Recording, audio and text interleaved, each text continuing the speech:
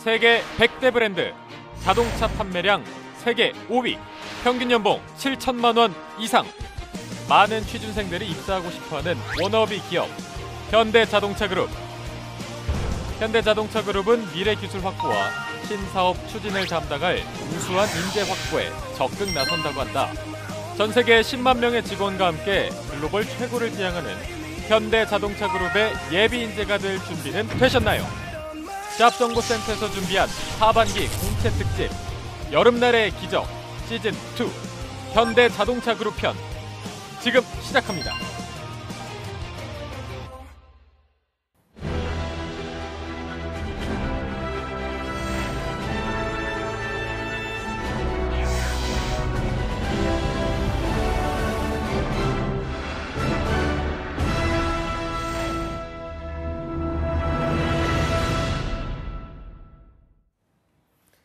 네, 금요 스페셜 어벤져스 특집. 그러면 오늘 함께할 최고의 취업 전문가분들을 소개해 보도록 하겠습니다. 네. 이 채용 담당자들을 가르치는 채용팀의 선생님이라고 보시면 될 텐데요. 이 직무 역량을 중심으로 구직자를 판단하는 이 지금의 채용 시스템을 만든 분이라고 보시면 되겠습니다. CJ그룹 채용팀장 출신이신 이포트의 김태성 강사님 오셨습니다. 안녕하세요. 예, 안녕하세요. 반갑습니다. 네, 공채 시즌에 이제 포문을 열어온 현대차 공채인데 오늘 하실 말씀이 많으실 것 같아요. 많죠. 근데 많은데 뭐 기존의 얘기들도 많이 할 수도 있어요. 네. 말을 해도 안 들으니까 계속 반복해서 해야죠. 네. 네, 그래야지 또 이제 취준생들이 잘 들을 거라고 생각이 됩니다. 자, 그리고 이분 역시도 오늘 하실 말씀이 굉장히 많을 것 같습니다. 위포트의 홍기찬 강사님도 함께 나오셨습니다. 안녕하십니까? 안녕하세요. 네. 오랜만이에요. 네, 오래간만에 잘 뵙네요. 지내셨죠? 이렇게 수줍어하시죠, 갑자기? 요즘 뭐 오늘도 네. 잡혀 있고 이제 학생들 되게 많이 뛰고 있는데 네. 또 여러 고민거리 많을 것 같아요. 그래서 같이 소통하는 시간 됐으면 좋겠습니다. 네, 네. 알겠습니다. 자, 이제 취준생분들이 현대차 공채가 뜬다고 하면은 뭐 아마 뭐 가장 많이 오해하는 부분이 있다고 하는데 어떤 부분에서 오해를 조금 많이 할까요? 제가 듣는 질문 중에 가장 많은 게 R&D 쪽이에요. R&D는 석박사 위주로 뽑겠죠? 라는 얘기를 많이 하거든요. 네. 근데 오해입니다. 예, 그러니까 제가 반복해서 얘기하지만 R&D라는 것은 정말로 연구하는 분야, 리서치하고 디벨롭먼트가 같이 있는 거거든요. 리서치 부분은 그렇게 많이 뽑지는 않아요. 여기는 석박사 위주로 하고 마북리에 있는 일부 직무인 경우에는 박사가 대부분이긴 해요. 하지만 일반적인 대부분 많이 뽑는 디벨롭먼트 쪽은 80% 이상이 학사 출신들이에요. 그렇기 때문에 석박사가 아닌 나는 지원해도 어렵겠지? 이런 생각은 버리시고 그 직무가 무엇을 하는 것인가 정확하게 알고 지원하시면 괜찮습니다. 네, 그리고 기찬쌤 학생들 중에서도 정말 이거는 쓸데없는 걱정이다, 좀 오해다 이런 것들이 있을까요? 그 채용의 스타트가 한 작년서부터 재작년부터 현대자동차가 리딩을 하거든요. 그래서 항상 첫 시즌이 현대자동차로 시작이 되고 공시 오픈 전에 그 자페어 같은 아주 이벤트를 크게 열거든요. 그래서 학생들이 이제 첫 도전을 하게 되는데 미리 말씀드리겠지만 문과들은 대부분 다 떨어질 거예요. 그래서 그런 부분에 너무 좀 흔들리지 않았으면 좋겠다. 대부분의 이공계 채용이 많기 때문에 이공계들만의 잔치가 될 거니까 떨어지고 나서 좀 슬퍼하지 말고 시즌을 더 뚜벅뚜벅 문과들은 좀 걸어갔으면 좋겠고 이공계들도 승부를 걸어야겠죠. 네. 뭐 일단은 문과생분들은 떨어질 거니까 조금 마음의 준비를 조금 하시라 이런 말씀해 주셨는데 네. 뭐 아까도 뭐 태성 쌤께서 말씀하셨지만 R&D에 뭐 석박사가 많을 거다 이런 오해가 많다고 하거든요. 사실 현대차가 어떤 공채를 이끌어가는 입장인 만큼 관심을 많이 받고 있어서 오해 같은 게 많이 생길 수가 있습니다. 그래서 채팅창에 뭐 내가 듣기로는 현대차가 이런 오해가 있다더라, 이렇게 들린다고 하더라, 이런 카더라에 대해서 아는 게 있다면 적어주시면 여기에 대해서 오해를 속 시원하게 파헤쳐 드리도록 하겠습니다. 네, 그리고 여러분들이 정말 궁금해하시는 이야기들 쌤들이 또 시원하게 또 답변을 해주실 거니까요. 망설이지 마시고 그냥 다 물어봐 주셨으면 좋겠습니다. 네. 자, 다음 주부터 서류 전형이 시작되는 현대자동차. 과연 나의 경쟁자는 어떤 직무로 도전했는지 또 어떤 준비를 했는지 알아봐야겠죠? 네, 현대차를 지원하는 취준생들의 지원 직무 또 준비된 사항들 잡코리아 사전 설문을 통해서 알아봤는데요. 자세한 내용은 유혜인 캐스터가 짚어드리도록 하겠습니다. 네, 유혜인입니다. What makes you move? 현대자동차의 슬로건이자 자소서 1번 항목인데요. 저희 잡정보 센터를 움직이게 하는 건 바로 여러분들의 열정이겠죠. 감사합니다. 사랑합니다. 자, 그럼 현대차에 지원하는 나의 경쟁자들 과연 어떤 직무로 도전하는지 설문조사 결과 공개하도록 하겠습니다. 네, 지원 예정인 직무는 37%가 생산 직무에 지원한다고 답변을 해주셨습니다. 그리고 인문대 파워일까요? 36%가 전략 지원에 지원한다고 하셨는데요. 연구개발, 디자인, 소프트웨어 순으로 나타났습니다. 그럼 두 번째로 알아본 설문, 이게 굉장히 중요합니다. 과연 지원을 위해서 어떤 준비를 했는지에 대한 설문조사인데요. 지금 보도록 하겠습니다. 33.5%가 자폐어에 참가한다고 했습니다. 어제부터 오늘까지 이어지고 있는 채용 설명회인데요. 기타가 22.1%입니다. 2위에 대한 기타 답변이 굉장히 궁금하실 텐데 잠시 후에 공개하도록 하겠습니다. 18.5%는요, 현대차 생산 라인 견학 혹은 경험이라고 하셨고요. 18.1%는 자동차 관련 현장 아르바이트, 또 마지막으로는 자작차 동호회 경진대회 참가 등으로 답변을 해주셨습니다. 그럼 이 주관식으로 답변을 해주신 기타 항목에 대한 답변을 한번 보도록 하겠습니다. 현대차 입사를 위해 준비한 활동은 마음가짐을 준비하신 분들 여기 있습니다. 꼭 활동이 아니더라도 지원을 해보고 싶습니다. 아직 없습니다. 안 했어요. 한 게 없습니다. 희망입니다. 희망은 참 중요한 거죠. 꼭 하고 싶어서요 라고 답변을 해주셨는데요. 오늘 방송 굉장히 열심히 보셔야 할 것 같습니다. 자, 그럼 다음 답변 보겠습니다. 전문적이고 직접적인 경험을 하신 분들이 꽤 많았습니다. GM대우 생산라인 경험, 고등학교 때 취업했다고 대답을 해주셨고요. IT 경력 2년, 자동차 업계 경력, 프로그래머 경력 쌓기, 하청업체 경험 등 저희 새내기 취준생들이 조금은 두려워하는 올드루키 분들에 대한 대답이었습니다.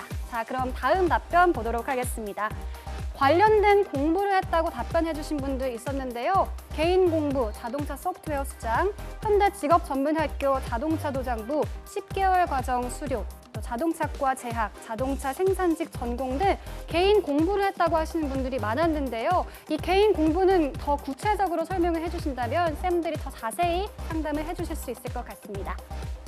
다음은 항공 관련 부분 업무에 관심이 있고요. 관련 분야 프로젝트를 했다. 뉴스를 시청하셨다는 분들도 계셨고요. 한국과학기술연구원의 과제를 같이 했다고 하시는 분들도 계셨습니다. 또 이외에 현대모비스와 과제를 진행했다 하신 분들도 있었고요. 졸업과제로 RC카 제작, 러시아와 관련, 우리 태성쌤이 다녀온 러시아죠.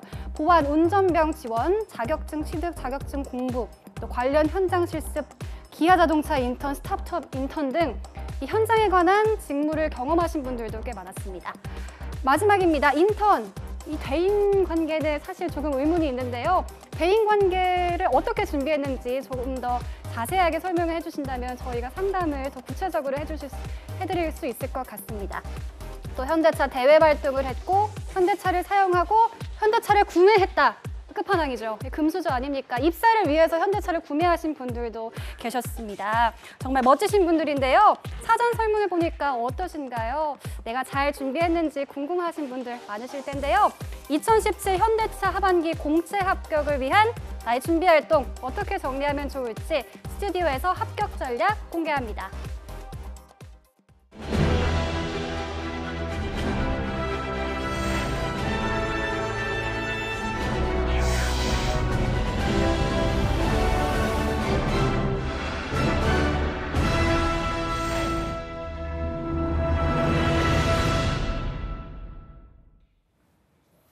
네, 현대차 하반기 공채를 지원하는 분들이 입사를 위해서 어떤 것들을 준비하는지 이렇게 한번 살펴봤는데 네. 이 채팅창에 본인이 이러이러한 경험을 준비해봤다 아니면 이렇게 준비를 해봤다 이런 경험들을 올려주시면 이 부분은 좋았다 아니면 이 부분 더 보완해야겠다 저희가 실시간으로 컨설팅을 해드릴 테니까 채팅창에 자신만의 경험 이런 거를 많이 좀 올려주시면 되겠습니다. 네, 자 이제 쌤들에게 여쭤보겠습니다. 설문조사를 보니까요. 전략 지원을 하신 분들이 굉장히 많아요. 뭔가 그 문과생들이 좀 많이 답변을 하지 않았을까 싶은데 그 전략 지원이 채용 규모가 많지 않잖아요. 경쟁률이 어느 정도나 되나요, 태성 쌤?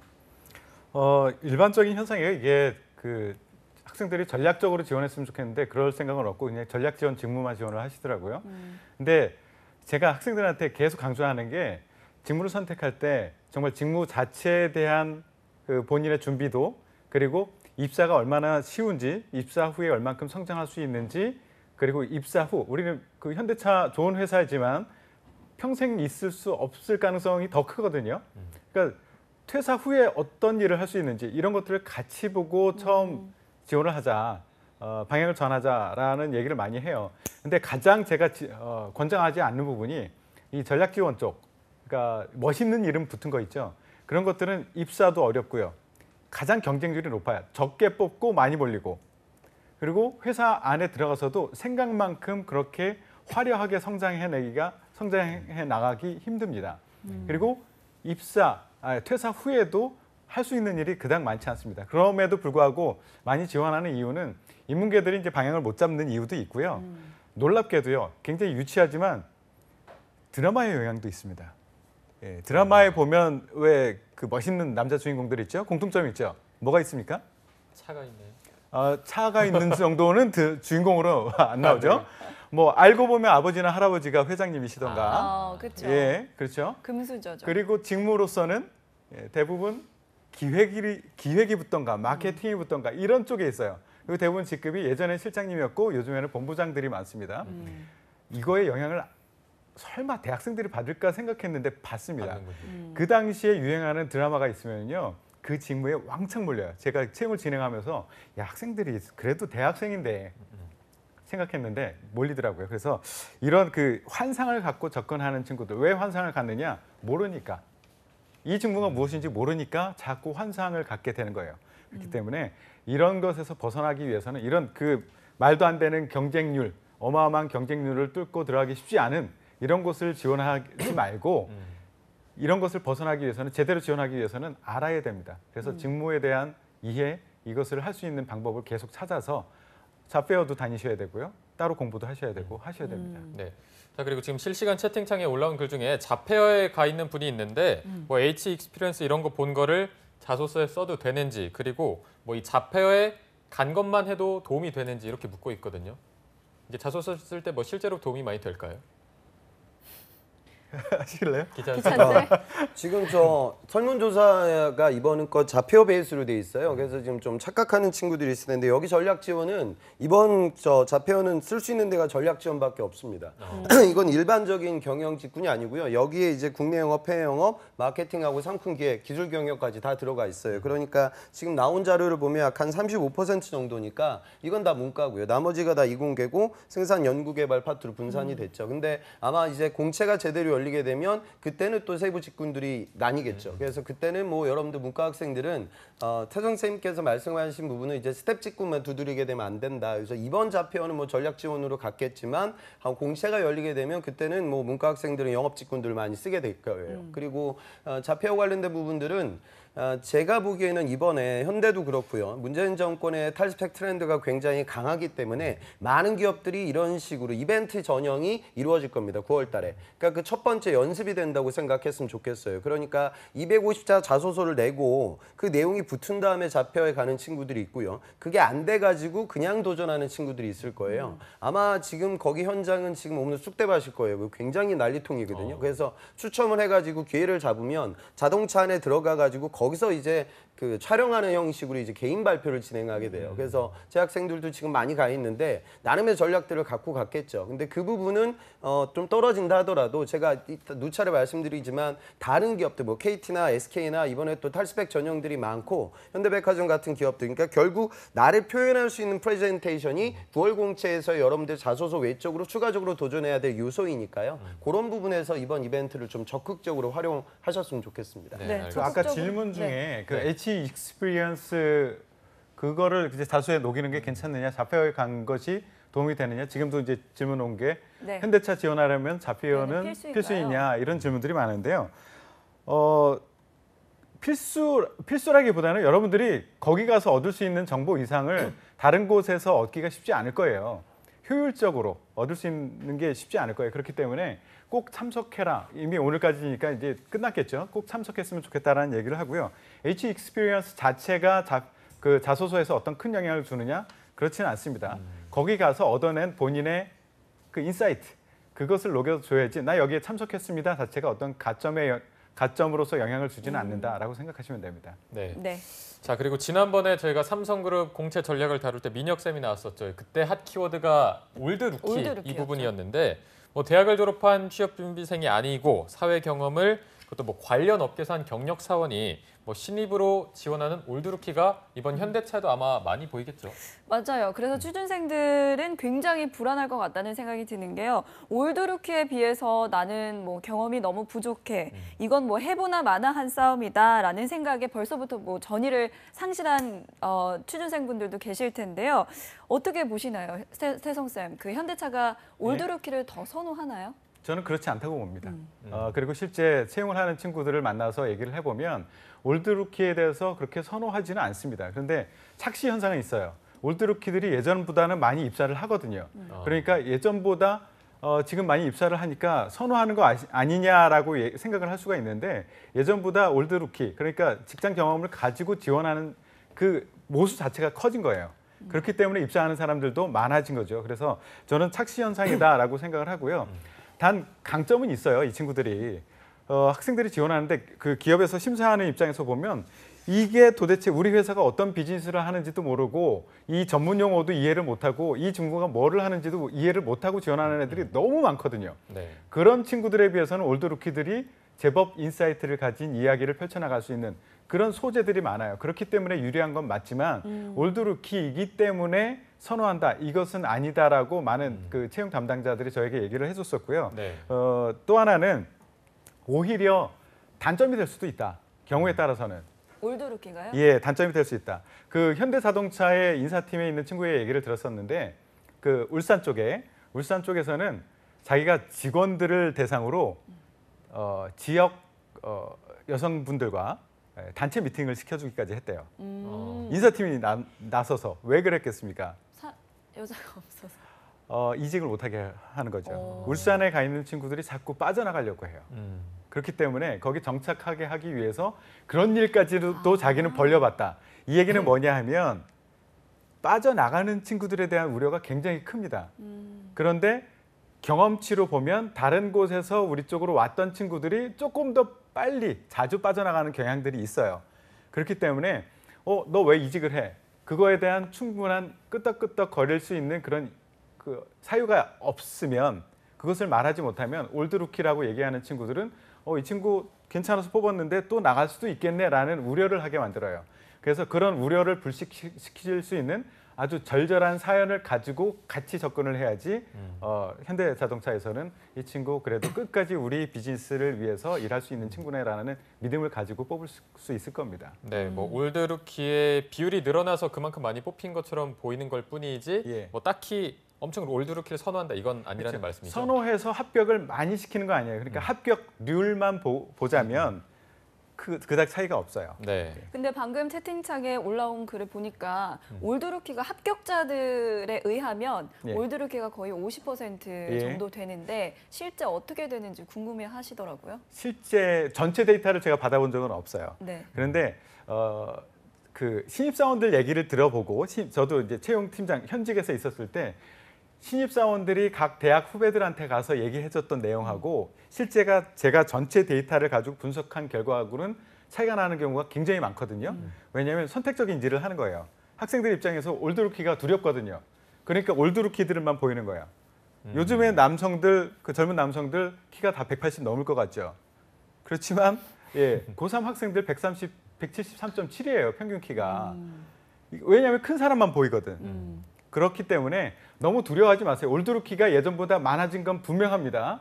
하지만 그 친구들이 50%라는 것은 사실이 아닐 가능성이 매우 높다라고 저는 말씀드립니다. 네, 그래도 어쨌든 올드루키가 아닌 일반 취준생들 입장에서는 올드루키가 약간 부담되는 건 사실이거든요. 그렇죠. 그렇다면은 기찬 쌤 이게 올드루키를 좀 이기기 위한 일반 취준생분들의 뭐 강점, 뭐 좀 전략 같은 게 있을까요? 점점 많아지고 있죠. 그러니까 제 상반기 모집단이 많지는 않지만 삼성 이제 보낸 학생 120명 정도 되는데 약 한 30%가 올드루키들이었거든요. 근데 저 태선생 맘에 제가 좀 첨언을 하면 그럴 때가 있어요. 예전에 제 학생인데 이 친구가 오픈타이드에 있었는데 그 삼성 자회사거든요. 근데 거기서 업무를 좀 해왔는데 좀 부서도 꼬이고 사람도 꼬이고 해서 이직을 하게 됐단 말이죠. 그래서 롯데정보통신 면접자에 갔단 말이에요. 근데 롯데정보통신보다 오픈타이드가 더 좋은 기업이에요. 그러니까 이런 이직이라고 하면 올드루키로의 진입이 굉장히 어려워져요.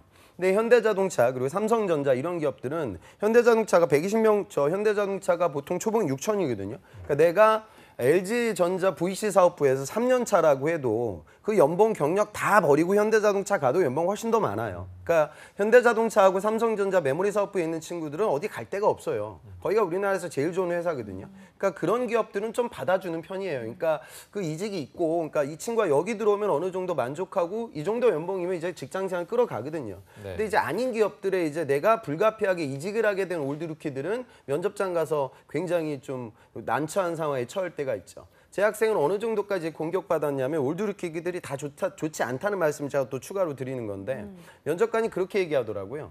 그 저 오늘 뭐 회사 지금 다니고 계신 것 같은데 그 부장님한테는 뭐라고 하고 왔어요? 그 부장님한테 좀 미안하지 않아요? 당신 같은 사람 때문에 우리 대기업들이 욕 얻어먹는 거예요. 중소기업에서 인력 빼간다고. 뭐 이렇게까지 팩트로 이렇게 좀 공격받았던 학생들도 있어요. 그러니까 네. 뭐 여러분들 신입들이 약간 직무 경험이 좀 부족해서 어려워하지만 또 그 친구들도 이런 제가 말씀드린 좀 아주 최고 포지션이 아닐 때는 더 어려워질 때도 있고 또 감성적인 부분에서 공격을 하는 면접 임원분들도 계시다. 그러니까 이런 부분들을 같이 고려하면서 여러분들이 구직 활동을 하셔야 되고요. 그러니까 이거는 뭐 여러분들이 또 바꿀 수도 없는 거니까. 그리고 올드루키들은 중요한 건 이미 인적성 시험을 여러 번 봐봤던 친구들이니까 그 부분에 대한 경쟁력과 그다음에 전공 관련된 지식이라든가 이런 실무적인 역량이 강하죠. 그러니까 신입 입장에서 도전하는 친구들도 그런 부분들을 좀 가다듬기 위해서 노력을 하셔야 돼요. 그러니까 제일 중요한 거 그나마 또 이제 회사 다니는 친구들은 공부할 시간이 부족해서 적성 문제집을 많이 못 풀거든요. 그러니까 또 여러분들이 이제 많이 하실 수 있으니까 그런 부분들을 또 본인만의 무기라고 생각을 하셔야겠죠. 시간적인 여유를 조금 강점으로 가지면 될 것 같습니다. 네, 자 지금 채팅창을 보니까 또 계속해서 많은 분들이 들어와 주고 계신데 되게 조용해요. 오늘은 또 오늘따라 유난히도 약간 조용하네요. 굉장히 조용합니다. 조금 평소에 궁금했던 점들 많이 물어주시면 저희가 또 속 시원하게 답변을 해드리겠습니다. 네. 자, 아까 보니까 또 어떻게 준비하냐라는 질문에 전공 과목으로 준비를 했다는 분들도 계시고 또 관련된 수업이나 과정을 들었던 분들도 계십니다. 근데 제가 그냥 보기에는 현대 모비스 과제를 준비했었다라는 게 조금 더 유리할 것 같은데 어떻게 보십니까? 일단 태성쌤부터. 현대모비스와 과제를 진행했네요. 예. 이 안에서 어떤 역할을 했는지가 조금 더 구체화되면은 정확하게 말씀드릴 수 있을 것 같은데요. 정말 그때그때 달라요. 이 친구가 어떤 과제를 했고 그 안에서 어떤 역할, 어느 정도 깊이 인벌브를 했는지에 대해서도 다르고 그리고 이것을 가지고 어디에 지원했는지에 따라서 다른데 그냥 상식적으로 보자면 본인이 과제했던 그 영역과 바로 연결될 수 있는 그 직무에 지원했다라고 하면 훨씬 유리한 것은 맞죠. 예. 네. 기자쌤은 그 과제는 그렇게 보시면 돼요. 그러니까 이 친구는 뭐 내가 기업 과제를 경험할 수 있는 케이스가 두 케이스인데 첫 번째는 이제 연구실에서 진짜 교수님이 기업 과제를 따와가지고 그 과제를 진행하게 될 때가 있고요. 안 그러면 국영 연구소 관련돼서 정부 과제 관련돼서 그 현대모비스 조인해가지고 과제를 하게 되고 또 거기 동참했던 친구들이 있죠. 석사들이라고 하면 그 과제에 내가 동참하면서 그 요소 기술을 배웠던 부분들을 정확하게 기재하셔야 돼요. 그러니까 뭐 예를 들어 전자공학이라고 하면 지금 무인자동차라든가 뭐 자동차 인포테인먼트 시스템 관련된 과제를 진행했던 친구들 또 그런 석사 밑에서 내가 그 과제를 도와왔던 학부생들 뭐 그런 부분들이 있겠죠. 그러니까 공학적인 문제 해결 능력에 대해서 포커스를 맞춰서 접근하는 거죠. 자동차 그러니까 실제적으로 자동차 관련된 내연기관의 세부적인 구조를 공부했던 친구들은 자동차 공학도 외에는 사실 많지 않거든요. 그러니까 기계공학도라고 하면 내가 설계 특히나 해석했던 부분들이 굉장히 중요해질 거고요. 그다음에 인베디드 프로젝트 같은 걸 많이 진행했던 소프트웨어나 전자공학했던 친구들은 또 그 부분에 초점을 맞추는 거죠. 그러니까 이공계 대생들의 이야기가 될 텐데 자동차하고 연결고리를 잡는 것이 아니라 그 자동차가 개발되고 생산되는 데 있어서 필요한 요소 기술을 내가 배웠고 그 기술에 대해서 공학적인 문제 해결 능력을 발휘했던 여러분들의 히스토리 그 부분을 좀 이번에 자폐어작에서도 잘 이야기하셔야 되고 또 면접장에서도 좀 효과적으로 여러분들 표현하셔야 됩니다. 네. 네, 현대차 입사를 위해서 여러분들께서 준비하신 사항에 대한 점검 그리고 활용 팁까지 살펴봤는데요. 일주일도 채 남지 않았습니다. 네. 과연 취준생들은 어느 정도나 준비해놨을지 사전 설문 결과 유엔캐스터가 알려준다고 합니다. 함께 보시죠. 네, 현대자동차는 1차 서류 전형, 그리고 인적성 시험 및 HMAT, 그리고 면접으로 이렇게 3단계로 공채가 진행이 되는데요. 각 전형별로 얼마나 준비를 했을지 그 설문조사 결과 공개하도록 하겠습니다. 첫 번째로 자소서입니다. 얼마나 준비했나? 1위 47.47%가 대략적인 구성만 해뒀다. 23.2%는 아직 시작조차 하지 않았다고 답변을 해주셨는데요. 그래도 2개 항목을 작성했고 3개 항목 모두 작성하신 분들은 11%에 달했고요. 1개 항목 작성하신 분들 7.4%로 어느 정도 작성하신 분들도 계셨습니다. 그럼 다음에 인적성 시험 준비 알아보겠습니다. 아직 준비하지 않았다가 36.6%였고요. 그렇지만 문제를 준비 한번 해보신 분들은 좀 많았습니다. 25.5%가 문제를 풀어보지는 않았고 문제 유형은 알고 있다고 답해 주셨고요. 24.6%는 기출문제는 충분히 풀어봤고 예상문제는 대비하지 못했다. 다음으로는 기출문제를 충분히 풀어봤고 예상문제도 대비하고 있다고 답변을 해주셨습니다. 자, 그러면 면접은 얼마나 준비하셨을까요? 무려 과반수가 넘는 전형별 1위 답변이 나왔습니다. 아직 준비하지 않았다. 34.5%는 그래도 1차 면접만 준비했다. 또 12%는 1, 2차 면접을 충분히 준비했다고 하셨는데요. 역시 취준생들의 워너비 기업답습니다. 아직 준비를 안 하신 분들은 왜 그랬을까요? 저희가 이유 한번 알아보도록 하겠습니다. HMAT 기출문제를 풀어보지 않은 이유는 46.3%가 자소서 작성이 급하기 때문에 2위는 서류 전형에 합격한 이후에 준비하려고라고 답변을 해주셨습니다. 이분들은요 지금 눈썹 빠지도록 열심히 달리셔야겠습니다. 자, 그럼 다음 면접을 준비하지 않은 이유 보도록 하겠습니다. 55.9%가 서류 전형 합격이 확실해지면 준비하려고 지금은 자소서 작성이 급해서 말이 또 이어지네요. 이런 분들이 굉장히 많으셨는데요. 그러면은 자소서 작성에 관해서 여러분들은 어떻게 준비하고 있고 어떻게 계획이 있으신지 한번 보도록 하겠습니다. 자소서 작성 시 활용할 방법은 37.7%가 혼자 작성할 예정이라고 답변해 주셨습니다. 다음엔 합격 자소서를, 자조서가 아니고 자소서죠. 참고해 작성할 예정이라고 답변을 해 주셨는데요.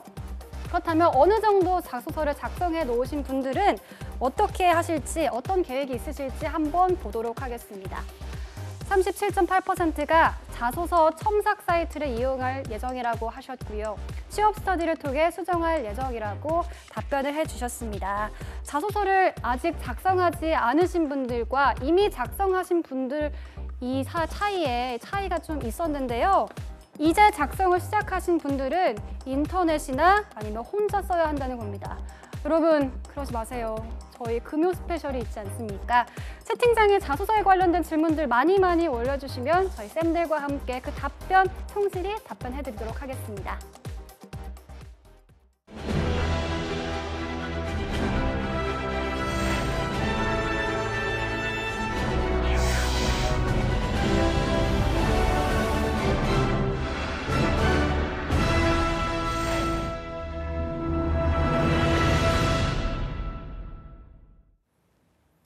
네, 자소서에 관해서 조금 살펴보기도 했는데 이 전에 저희가 올라왔던 질문 하나 짚어드리고 넘어가도록 하겠습니다. 네. 어떤 학생이 차량 평가 분야에 대해서 조금 더 알고 싶어하는 학생이 있었는데 ADAS 개발팀에서 일하고 싶습니다. 이런 학생 같은 경우에는 어떻게 준비를 하는 게 좋을까요, 기찬 쌤?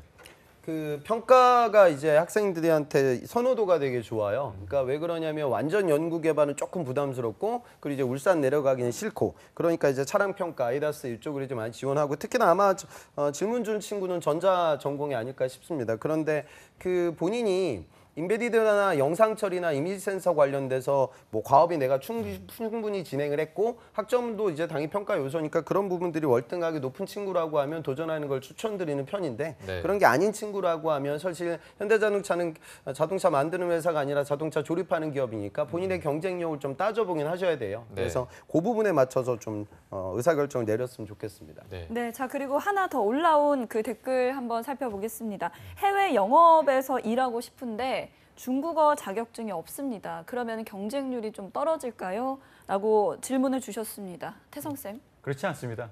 그러니까 중국어 자격증이 반대로 말하면 중국어 자격증이 있다고 유리하냐? 또 그렇지 않다는 거죠. 이 해외 영업이라는 것이 그냥 언어 자체의 문제뿐만 아니라 그쪽 시장에 대한 이해도 같이 요구가 되거든요. 어제 제가 아침에 통화를 했던 지난 시즌에 해외 영업으로 들어왔던 친구한테 물어보니까 네. 대부분 상경계 쪽이었었어요. 상경계 쪽. 그리고 딱 한 명만 영문학과 있다 하더라고요. 근데 그 친구가 영문학과가 그 해외 영업으로 들어왔네라고 보니까 경영을 복수 전공을 했대요. 그 얘기는 뭐냐면 구성들이 대부분 상경계 쪽으로 많이 채워지는 이유는 언어적인 문제뿐만 아니라 그것을 넘어서는 그쪽 지역 시장에 대한 이해, 그것을 어떻게 경영 마인드로 우리가 얼마큼 잘 팔고 수익을 낼 수 있는가에 대한 그 감각이 있는 사람들이 조금 더 유리하다는 거죠. 네. 그래서 중국에 대한 자격증, 만약에 지금 중국에 대한 자격증이 없어 하지만 내가 중국에서 거주 경험이 있어라고 하면 굳이 딸 필요가 없습니다. 그리고 중국어를 전공하지 않았어. 그리고 전혀 다른 전공이야. 그런데 지금부터 시작해서 중국어를 공부해서 자격증을 따려고 해. 이것은 시간 낭비가 될 가능성이 매우 높습니다. 네. 기찬 쌤, 현대차 같은 경우에는 뭐 해외 영업 파트 같은 경우에 좀 어떤 언어가 유리할까요? 그런 게 있을까요? 제가 뭐 일하면서 느끼는 부분은 영어 하나만 똑바로 해도 들어가요. 그러니까 영어도 제대로 잘 못하거든요. 그러니까 유학생들도 보면 뭐 막상 시켜보면 그렇게 잘 못하는 친구들도 많고 AL도 잘 못 따요. IH 정도로 이제 머물거든요. 그러니까 뭐 영어 대부분 이렇게 생각하시면 돼요. 내가 현대자동차에 뭐 중동거래선을 맡는다 하더라도 거기서 아랍어로 이란어로 막 얘기하는 건 사실 많지는 않거든요. 대부분의 네. 소통이 이제 메일 베이스로 이루어지고 또 여기가 이제 B2C가 아니라 B2B로 진행이 되기 때문에 영어 실력 자체가 되게 중요해요. 그 부분은 좀 챙겨가셨으면 좋겠고 현대자동차를 문과 학생이 뚫는다는 건 고등학교 입시 시장이라고 얘기하면 뭐 의대에 뚫는 거예요. 서울에 있는 인서울 의대에 내가 들어가는 수준이니까 어리버리한 경험으로 현대자동차 문과 들어가는 정말 어렵습니다. 그러니까 그 부분을 좀 생각을 하셔야겠죠. 그러니까 이공계들 입장에서도 요즘 현대자동차 구매, 기차도 마찬가지인데 구매 직구는 이제 어학이 되는 이공계들을 많이 뽑아요. 그래서 또 그런 부분들을 생각해야 될 부분도 아마 계실 것 같습니다.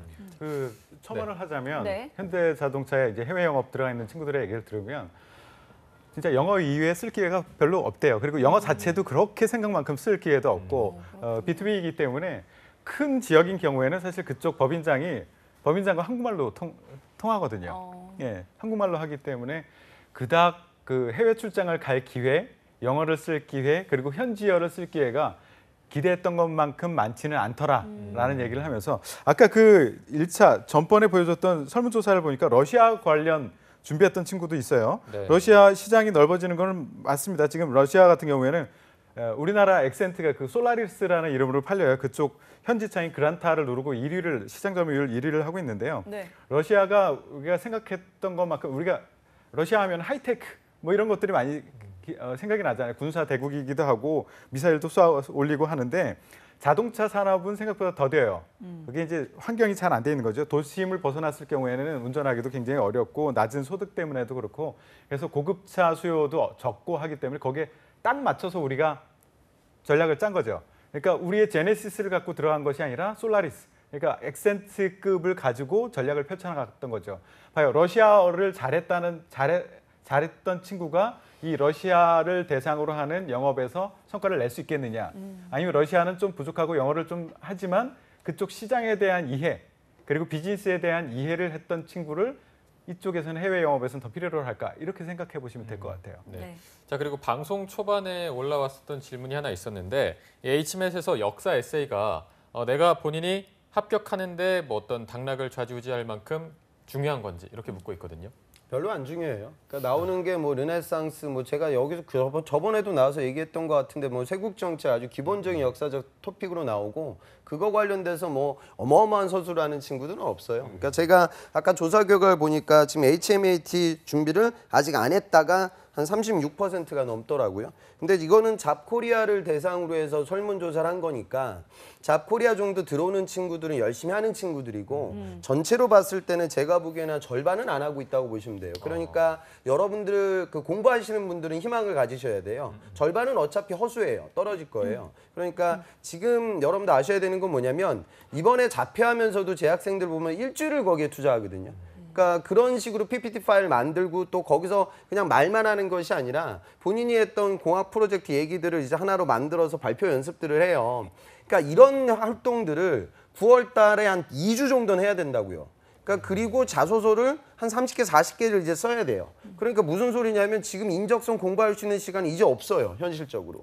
끝난 거예요. 그리고 이제 그러니까 내가 여러분들 방송 보는 분들 중에 나는 적성 공부를 지금 한 장도 안 했다. 그럼 이번 시즌이 물거품이 될 가능성이 굉장히 높아요. 그래서 여러분들 아셔야 되는 건 한 가지 우리가 기도해야 되는 건 10월 초에 이제 임시공휴일이 지정이 제가 보기엔 될 것 같거든요. 네. 이게 지정이 되면 인적성이 한 주 밀릴 수 있는 가능성이 높아요. 왜냐하면 저 다들 쉴 거거든요. 그렇게 되면은 여러분들이 9월 한 22일경에 자소서가 마감이 되고 그때서부터 10월 한 두째 주까지의 기간이 인적성을 공부할 수 있는 마지막 기회가 돼요. 그러니까 이 시기도 만약에 놓치게 되면 아무데도 못 간다. 이걸 좀 이해하시고요. 네. 좀 방송 보는 분들은 공부를 이게 적성이라는 게 또 무슨 역사 에세이 한다고 해가지고 이제 문과 학생들 보면 수리추리 이런 거 하기 싫으니까 맨날 또 무슨 나오지도 않는 동해, 옥저, 제천 행사 때려주고도 안 나오는데 맨날 또 그런 것만 보고 있어. 그게 중요한 게 아니라 수리추리 못해서 떨어지는 거예요. 그러니까 현차 인적성에 가장 중요한 건 정보 출연하고 자료 해석이거든요. 그러니까 이런 부분들을 좀 강화시켰으면 좋겠어요. 그래서 본인이 하고 싶은 걸 하지 말고 나한테 부족한 부분에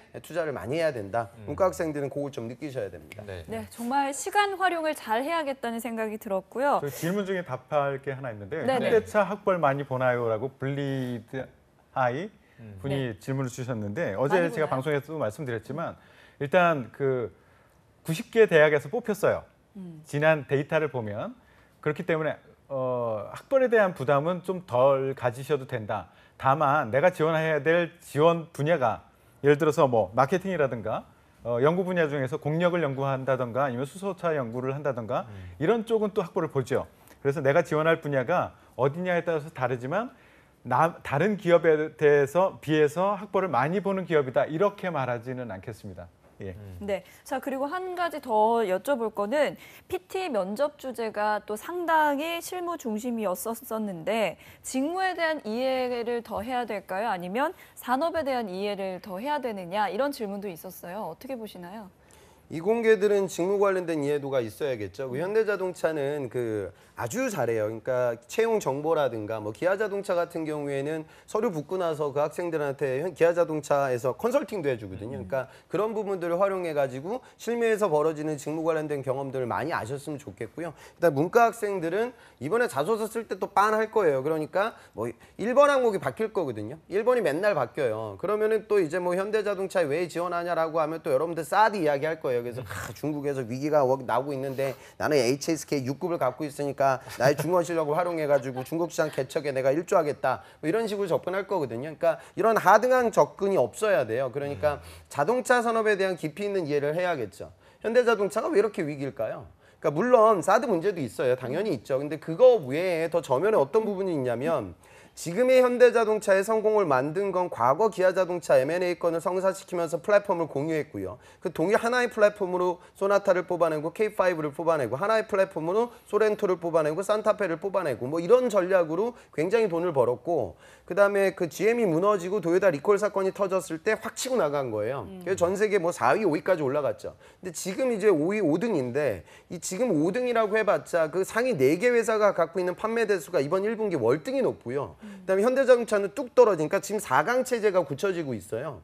그러니까 이제는 전략 차종에 집중을 해야 되는데 그러니까 스바루나 지금 혼다 이런 차종이 괜찮은데 이제는 여러 가지 차종만 보유하고 있다고 해서 자동차 회사가 성장하는 것이 아니라 어떤 선택과 집중이 이루어져야 되는데 그 부분을 지금 놓치고 있고요. 두 번째가 지금 SUV 시장이 굉장히 커지고 있는데 세단형 전략을 너무나 많이 고수하다 보니까 여기서 뻐그러졌고요. 그다음에 문제가 뭐냐 지금 미래에 대한 비전을 전혀 보여주고 있지 못해요. 그러니까 여러분 테슬라가 판매 대수로 치면 GM의 100분의 1밖에 안 돼요. 그런데 시가총액은 GM을 넘어섰거든요. 그러니까 이거는 결국 자동차 회사가 미래에 대한 어떤 비전을 보여줘야 되는데 현대자동차가 아직 이런 부분에 대한 성과가 굉장히 나지 않아요. 그러니까 물론 그런 부분들을 지금 개선하기 위해서 최근에 나오고 있는 수소차라든가 인휠 모터라든가 아주 좋은 이제 나름의 이제 전략 방안들이 도출되고 있죠. 그러니까 내가 만약에 영업을 쓴다라고 하면 어떤 산업 자체에 대한 태 선생님이 말씀하신 부분들이 이런 부분들이에요. 그러니까 어학적인 부분은 기본이고요. 그거 외적으로 내가 이 산업에 대한 관심도를 보여줄 수 있는 내용들이 자소서에 들어가야 하고 그다음 면접장에서 어필이 프로젝트들이 돼야 될 거예요. 그 부분을 생각해야 되고 왜 학벌이 지금 학벌 관련된 이야기가 나오는데 이공계들은요 현대자동차는 많이 뽑아요. 많이 뽑는 기업들은 어차피 학교 못 봐요. 그런데 문과는 채용이 한 10% 정도밖에 안 될 거거든요. 현재 천차라고 하면. 그러니까 여기 들어가는 친구들은 만만한 친구들이 아니에요. 그러니까 만만하지 않다는 건 그만큼 스펙도 따라 올라가는 게 이제 정석이거든요. 이렇게 그런 관점에서 이해를 하고 도전을 해보셔야겠죠. 네, 알겠습니다. 자, 그리고 아까 올랐던 질문 중에 하나가 현대차 안전환경 인증 직무에 지원하려고 하는데 어떤 부서에 지원해야 하는지 묻고 있거든요. 어디에 지원해야 되나요? 안전환경 인증 직무. 그러니까 제가 말씀드리면 그래요. 그러니까 환경 지금 HSE 직군들이 있거든요. 그래서 환경 대기나 수질 딴 친구들, 안전공학 했던 친구들. 그러니까 이런 직군들은 HS 직군이 따로 뽑을 때가 있어요. 이제 거기를 지원하는 거고. 근데 이게 현차도 그렇고 다른 기업들이 안 뽑을 때가 있거든요. 그러면은 주로 이제 플랜트 운영이라든가 생산 관리가 이루어지는 파트에서 안전 관리가 이루어져요. 그리고 아마 질문을 준 친구는 지금 미주권이나 유럽권에 자동차 판매하기 위해서는 승인 작업이 이루어지고 거기 들어가고 있는 ROHS 인증이라든가 뭐 이런 부분들이 교육 과정들을 많이 하거든요. 아마 그걸 공부하고 지금 그 지원에 대해서 생각을 하고 있는 것 같은데 채용 규모는 굉장히 적어요. 그리고 내 전공이 정말 환경공학과 안전공학 또는 그런 기사 자격증 취득까지 일궈냈던 나만의 전문성이 있냐 없냐 그거를 보고 판단해야지 그냥 코드 넘버에 나오는 그런 환경 프로세스를 내가 학부 시절 때 잠깐 배웠으니까 글로 가야겠다. 이건 굉장히 어려워지는 파트가 될 거예요. 네. 자, 그리고 또 다른 질문은요. 공채 때 해피무브 경험이 도움이 될까요? 라고 질문을 주셨습니다. 태성쌤, 도움이 될까요? 자체로는 도움이 안 됩니다. 도움이 안 된다. 짧게 그렇게. 예. 도움 없다. 도움 안 된다. 거기서 무엇을 풀어나갈 것이냐, 거기서 경험했던 것을 어떻게 풀어나가느냐의 차이지 해피무브를 했습니다. 경력 플러스 이거는 절대 아닙니다. 네. 자, 그리고 제가 이건 저도 개인적으로 궁금했던 건데 이 현대차가 약간 군대 문화가 있다. 그리고 조금 남초 기업이다 보니까 여자가 들어가긴 조금 힘들 거다 그런 말도 저도 많이 들었거든요. 이게 사실인지 어떻습니까? 남성적인 문화는 맞긴 해요. 제가 경험한 저는 이제 그 IBM에 있었을 때 현대차를 대상으로 컨설팅 프로젝트를 했었는데요. 들어갈 때마다 전 들어가기 제일 싫었어요. 정말 답답하더라고요. 물론 그 당시고 이제 변화가 되어 가고는 있지만 문화 자체가 남성들이 많기 때문에 아무래도 남성 위주로 돌아가는 것은 맞긴 맞는데 기업들 전체를 쭉 늘어놓고 봤을 때 여자들이 들어가기 그리고 들어가서 적응하기 어려운 기업이냐라고 묻는다면 또 그렇지는 않다라고 말씀드립니다. 아주 기본적인 어떤 복지에 대한 부분이 굉장히 여성들이 누릴 수 있는 것들이 굉장히 많아요. 그렇기 때문에 들어가는 것 자체, 들어가서의 어려움, 이건 재직자들은 어렵다라고 얘기할지 모르지만 제가 다른 기업들 컨설팅할 때 보면 다른 기업에 비해서 여성들이 굉장히 어려운 기업이다라고 말하지는 못할 것 같아요. 괜찮습니다. 네. 자, 그리고 아까 ADAS 개발팀에 대한 질문을 한 학생인데요.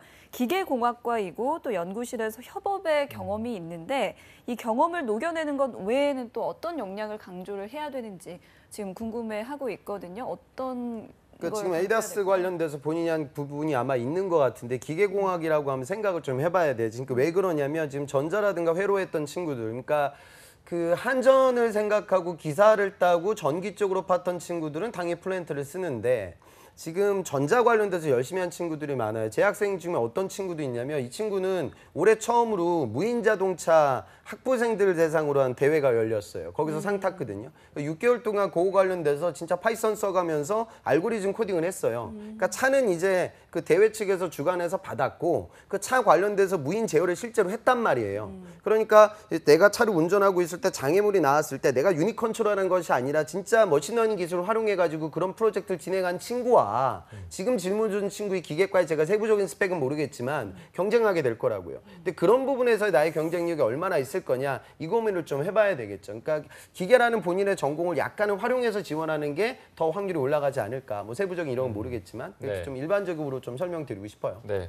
자, 그리고 뭐 질문이 하나 더 올라와 있는데 현대차 차량 경량 허가 관련된 내용을 어필을 해서 플랜트 직무에 쓰려고 하는데 이게 실제로 어필이 되는지 이렇게 묻고 있거든요. 좋죠. 그러니까 경량화 관련된 부분 본인이 아마 재료 전공이 아닐까 이런 생각이 드는데 기계 친구들은 저런 고민을 안 해요. 아니면은 그 지금 실제로 보면 자작차 그 대회 나가는 친구들이 평가 요소가 이제 조향도 있지만 이제 속도 그다음에 내구성 이런 부분들을 고려하거든요. 그래서 용접할 때 뭐 용접 기법을 전용적으로 바꿨다 뭐 이런 얘기들도 많이 하고 거기 들어가 있는 재질을 좀 탄소나무 튜브를 활용해 가지고 재질 변경을 진행해서 좋은 대회 실적을 만들어낸 이공계들도 있어요. 그러니까 제가 지금 말씀드린 이런 친구들이 현대자동차에 지원을 해요. 그러니까 그런 부분들에 대한 경점을 좀 고려해서 재질에 대한 변화, 그다음에 수지 재질이라든가 이 자동차에도 이제 기존에 그냥 냉연 강판만 쓰는 것이 아니라 네. 다양한 재질들이 이제 활용되고 있거든요. 그 부분을 좀 이야기를 하셨으면 좋겠습니다. 네. 네. 자, 그리고 아까 저희가 설문조사한 것들 다시 한번 살펴보자면요. 그 수정 단계에서 첨삭 사이트가 1위였고, 그리고 취업 스터디가 2위였습니다. 그리고 전문가 컨설턴트의 도움이 3위를 차지했었는데, 일단 그 요즘의 첨삭 사이트 믿을만한가요? 어떻게 보시나요, 태성쌤? 그 저한테 그 자소서를 가지고 오는 친구들 중에 정말 잘 글을 썼던 친구들이 있어요. 그래 읽어보고 제가 미심쩍은 게 있어가지고 몇 마디를 물어요. 면접하듯이. 예, 면접은 아니지만 이거 이렇게 했다면서 그때 어땠어?라고 물으면 당황을 해요. 자기가 안 쓴 거죠. 예, 대행을 하고 온 거예요. 그러니까 글은 굉장히 화려하고 잘 읽히고 필력도 좋고. 예, 필력도 좋고 하지만 본인이 몰라 물으면 그런 경우들을 많이 봤어요. 이런 작성 대행을 하는 사이트가 있고 작성한 것을 첨삭해주는 사이트들이 있고 한데 대행 사이트는 제발 좀 이용하지 않았으면 좋겠다라는 말씀을 드리고요. 네. 첨삭하는 것도 첨삭을 해주시는 선생님들이 어떤 분인가는 좀 확인해 보실 필요가 있다. 우리는 글짓기를 잘하는 사람을 기업에서 뽑으려고 하는 것이 아니라 이 평가자의 관점에서 그 글을 보는 거거든요. 글이라는 것이 잘 쓰여 있는지를 보는 것이 아니라 우리가 보고자 하는, 우리 뽑고자 하는 그런 모습이, 그런 경험이, 그런 근거가 이 글에 담겨져 있는가라는 것을 보기 위해서 글을 읽는 거거든요. 네. 그러니까 첨삭 사이트에 첨삭을 해주시는 분이 글짓기 지도를 해주시는 분인지 아니면 정말 기업에서 그 평가를 많이 해보셨던 분인지라는 것을 확인하고 도움을 받는 것이 좋고요. 또 하나 좀 주의해야 될 게 쓰고선 친한 친구들한테 많이 맡기거든요. 야 어떠냐 한번 툭 던져봐요. 그거 안 했으면 좋겠어요. 왜요? 친하지 않은 친구한테 오히려 보여주세요. 서류 심사위원들이 나를 알고 있는 사람들이 아니거든요. 내 친한 친구한테 보여주잖아요. 가동력이 보통 다른 사람이 봤을 때는 가동력이 현저히 떨어지고 무슨 말을 하는지도 모르겠고 하지만 내 친구는 그걸 알아본단 말이에요. 첫 마디 단어 하나만 딱 보고도 킥킥킥 웃어요. 아, 너 정말 좋다 그랬지 라고 얘기를 한단 말이에요. 친한 친구한테는 절대 보여주지 마시고 나에 대해서 잘 모르는 친구한테 일단 점검을 받으시고요. 또 하나 제가 말씀드리고 싶은 거는 보여주더라도 시간 제한을 두세요. 야 이거 내가 썼는데 딱 3분만 봐줄래? 3분 지나면은 딱 덮어줄래? 라고 하고 요청을 하세요. 이게 10분을 두고 꼼꼼히 봐주면은 보이는 내용들이 실제 평가위원들은 1분 내에 그걸 끝내버리거든요.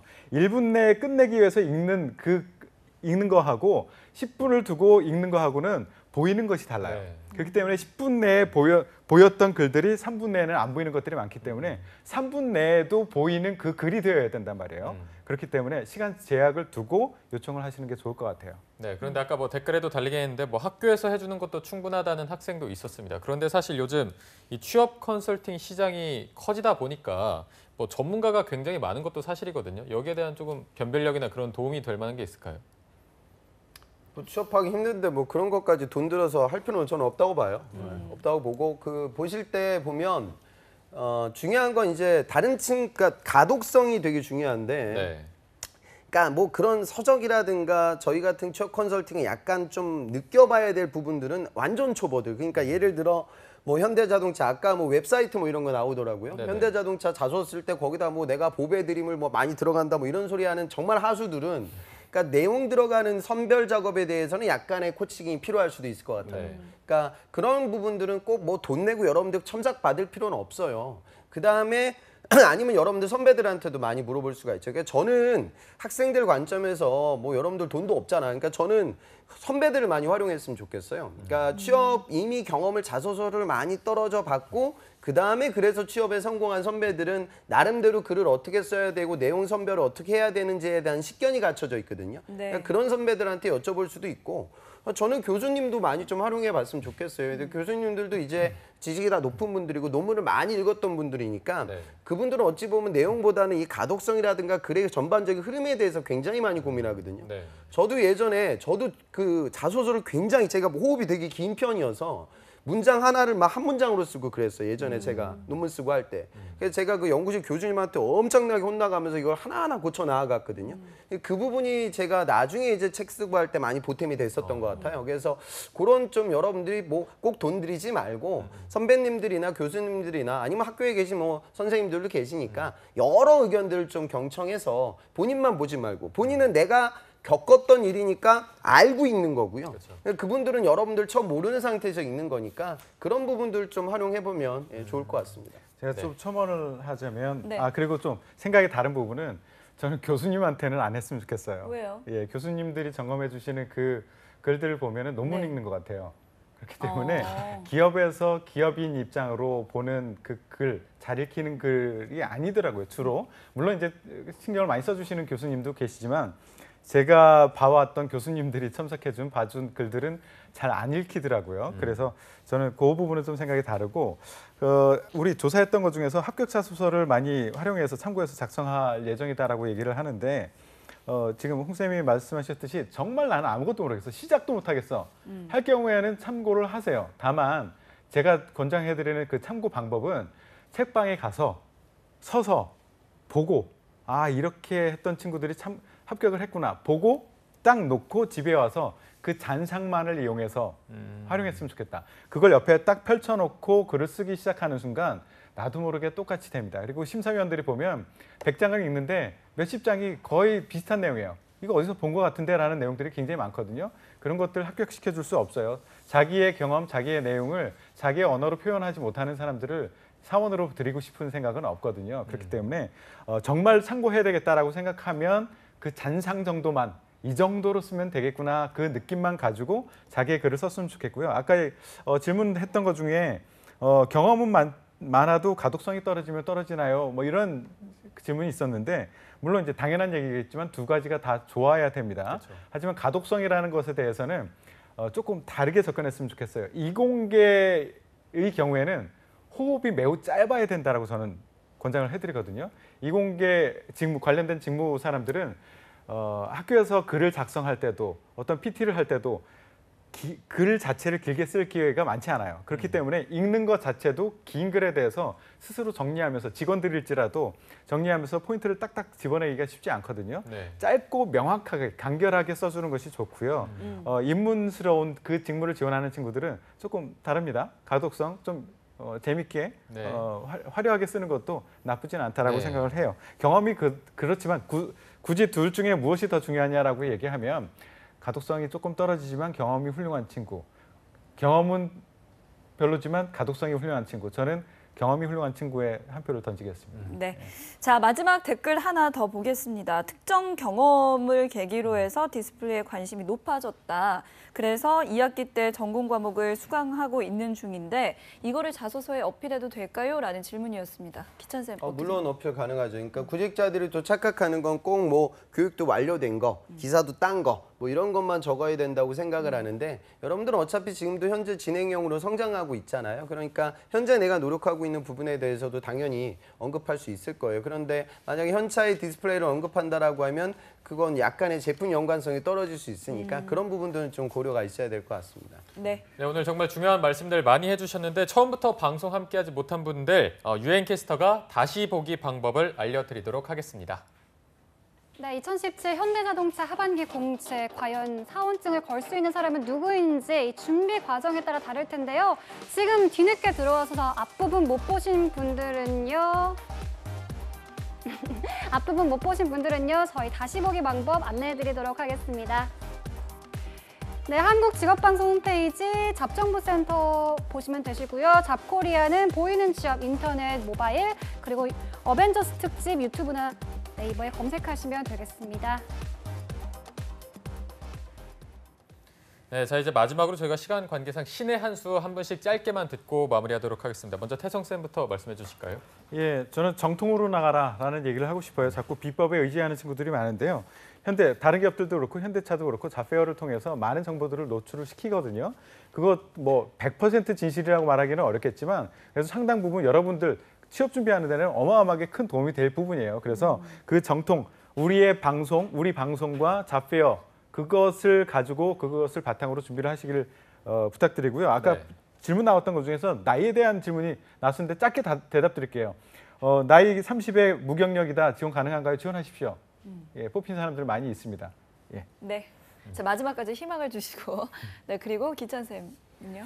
현대자동차 채용 인원이 지금 언론에 보도가 안 나오고 있어요. 이번에 많이 안 뽑을 거예요. 그리고 지금 뭐 우리나라 증시가 올 초 계속 상승세인데 현대자동차가 완벽하게 고립돼 있거든요. 그래서 저는 채용 규모가 추정컨대 뭐 한 3천 정도 그룹에서 뽑지 않을까 싶어요. 삼성전자가 이번에 5천 정도 뽑거든요. 전자만. 그러니까 공채 사이즈를 좀 보고 현대자동차 첫 도전은 이제 당연히 여러분들 열심히 하시고 경우에 따라서는 좀 미끄러질 수도 있으니까 요걸 기점으로 하반기를 좀 뚜벅뚜벅 걸어간다. 특히나 문과라고 하면 그런 마인드. 요거 하나 안 됐다고 해서 나 이번 시즌 끝났다 이렇게 생각하지 마시고요. 네. 적극적으로 도전하셨으면 좋겠습니다. 네, 알겠습니다. 네, 마지막까지 팩트 폭격이라고 이렇게 그 댓글창에 올라와 있는데요. 아무튼 두 분 쌤들 오늘 말씀 고맙습니다. 고맙습니다. 한국직업방송